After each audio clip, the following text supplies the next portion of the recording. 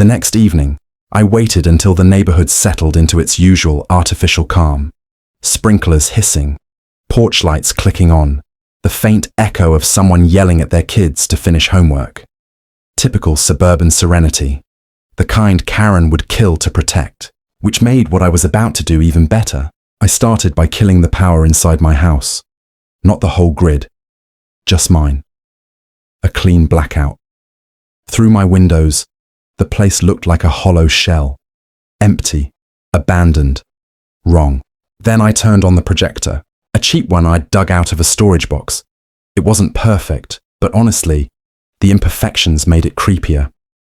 I pointed it toward the upstairs bedroom window and hit play. A distorted silhouette appeared, tall, slow, and twitching like it was trying to escape its own shape. From across the street, you'd swear something was pacing inside my house. Back and forth, pause, turn, back again. Exactly the kind of thing you notice when you're the self-appointed guardian of the HOA. Sure enough, Karen came power walking out of her house, robe flapping like a judgmental cape. She stopped in the road, squinting up at my window.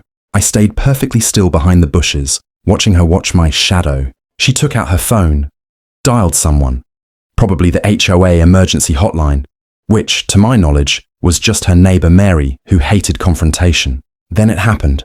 The sound that really set the tone. A deep dragging scray-up echoed from inside my house. Not real, of course. Just a speaker I'd hidden under a table, playing a loop of heavy furniture being moved across the floor.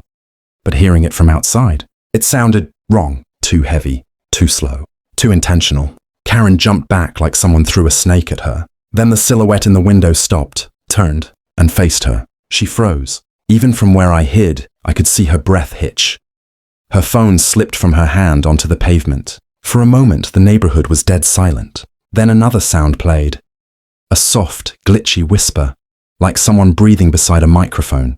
Karen stumbled back, eyes wide, looking up and down the street as if anyone might save her from whatever she thought she saw. She finally picked up her phone and ran, back into her house, slamming the door so hard her porch light flickered. I stayed crouched in the dark, smiling like a villain in a movie. But things didn't stop there. At 11:47 p.m., I saw her living room light turn on, then off, then on again. Shadows moved behind her curtains. By midnight, 3 other neighbors had stepped outside, pointing at my house, whispering. And at exactly 12:06 a.m., someone, I'm pretty sure Karen, let out a scream that cut straight through the neighborhood like a knife. I hadn't even started the real nightmare yet. But Karen? She was already unraveling. Tomorrow's show? That one was going to be unforgettable. By morning, the neighborhood felt off. Like the air was heavier, conversations quieter, and every lawn sprinkler paused mid-cycle just to gossip. Even the crows seemed to be circling slower than usual. I walked out to check my mail and found a fresh HOA notice taped to my door, not slipped into the mailbox like normal. This one was handwritten, furious, and very clearly written by someone who presses down too hard with the pen when angry. Your home is causing severe psychological distress within the community. Immediate inspection required. HOA President, Karen. Psychological distress. Because of a shadow and a few creepy sounds. I couldn't help it. I laughed right there on my porch. Across the street, Karen stood stiffly beside her mailbox. Dark sunglasses on. Arms crossed tightly, like she was physically holding herself together. Her hair was, let's say, less organized than usual. She looked like she hadn't slept at all, and that made what I planned next feel perfectly timed. I walked over casually, as if I had nothing to hide. "Morning," I said cheerful. She flinched, like I'd slapped her with sunlight. "We need to talk," she said, voice trembling in that way people try to disguise as authority. "Oh, about my wind chime again?" Her jaw tightened. "Something was in your house last night." "Yeah," I said. "Me." She shook her head violently.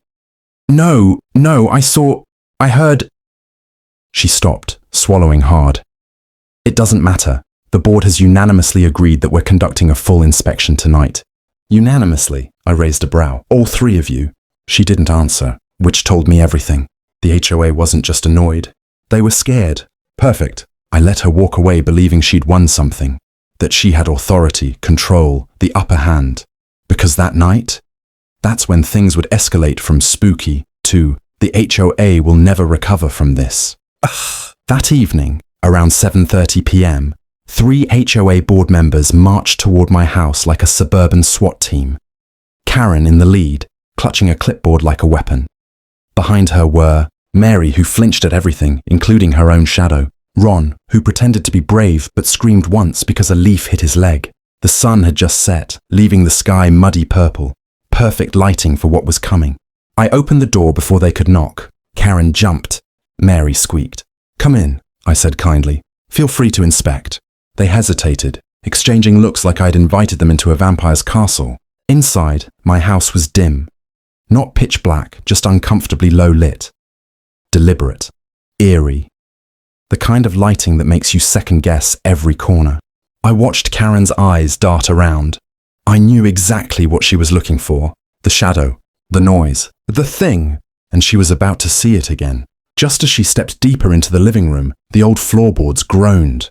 A long, slow creak I timed with a pressure pad under the carpet. Mary gasped. Ron whispered, "Nope, nope, nope." Karen froze. Then, from the hallway, a door slammed shut. Hard. The kind of slam that echoes in your bones. Karen whipped around. "What was that?" "Oh," I said lightly. "Sometimes the house settles. Drafts, you know." Her breathing was shallow now. Good. Very good. But the real moment, the one that would crumble every ounce of her bravado, was only seconds away. Because down the hallway, the silhouette appeared again. Slow, tall, jittering like broken film. And turning, straight toward them, Mary screamed. Ron ran into a wall. And Karen? She whispered one word, barely audible over her trembling breath. No. What happened next changed everything. And it wasn't something I planned. The silhouette moved toward us. But this wasn't my projector. This wasn't mine at all. Something else was in the house. Something real. For one long, stretched out second, all I could hear was breathing. Not mine, not the HOA's. Something deeper. Heavier. Like it was rising from the walls themselves. The silhouette at the end of the hallway flickered once, twice, then stepped forward. And the floor thudded. Hard. Solid. Real. My projector couldn't do that. Couldn't make footsteps. Couldn't move independently. Karen grabbed my arm. Actually grabbed it. Her nails digging in so hard I felt them through my shirt. "What is that?" she hissed. I didn't have an answer. Ron was backing toward the door, whispering prayers. Mary had both hands over her mouth, trembling violently, and the figure kept coming, slow, deliberate, dragging one foot like it was carrying centuries of weight. The lights flickered above us. Not part of my plan. And the house let out a low, guttural groan that vibrated through the floorboards. Whatever was happening, it wasn't me anymore. "Everyone stay calm," I said, though my voice cracked from the inside out. Karen shook her head. I told you something was wrong with this house. This place is..." She didn't finish her sentence, because the figure reached the edge of the hallway and stopped right at the line where the shadows met the light. Then the porch light outside turned on by itself. Then off, then on again, strobing, like a warning. In that flickering light, I saw the silhouette raise its head.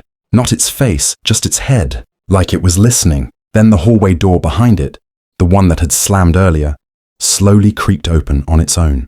Something cold brushed past my legs, a chill that wrapped around my ankles like smoke. Mary screamed. Ron bolted for the exit. Karen whispered, "This house is possessed. You live in a cursed house." And in her eyes I could see it. Raw, unfiltered panic. Not the HOA president, not the neighborhood tyrant. Just a terrified human being trying to make sense of a reality that stopped following the rules. I finally moved. Snapped on the overhead lights. Bright, normal. No silhouette. No figure. The hallway was empty. Everyone stared. Ron peeked from behind the couch he had jumped over. Mary sobbed softly, relief shaking her shoulders. Karen glared at me, but it wasn't anger. It was pure fear hiding behind authority.